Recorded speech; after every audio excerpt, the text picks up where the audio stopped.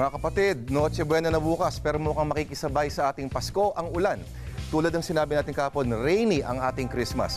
Base sa Pag-asa at dito na rin sa ating Metro Weather Tracker, mukhang hindi na mababago yung forecast na yan. Pero wag na rin kayo masyadong maparanoid. Light rains lang naman daw kasi ang sabi ng Pag-asa. Pero mabuti na rin handa dahil apektado raw niyan ang buong bansa. Dito sa Metro sa Luzon, mukhang mas uulanin ang silangang bahagi. Ayan mga pula at asul na hugis na yan, ibig sabihin yan ay ulan.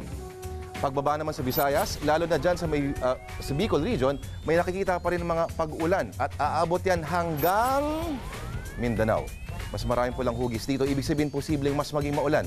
Kaya sa mga kapatid natin dyan na hindi pa nakaka-recover kay Sendong, mag-ingat lang po tayo. Pero wag lang payong kundi jacket na rin ang ihanda ninyo. Meron pa rin kasi tayong hanging amihan dito sa Luzon na magdadala ng malamig na simoy ng hangin. Well, it's Christmas after all. At yan po, ulat panahon sa ngayon. Ako po si Lord Rivera. Maligayang Pasko po.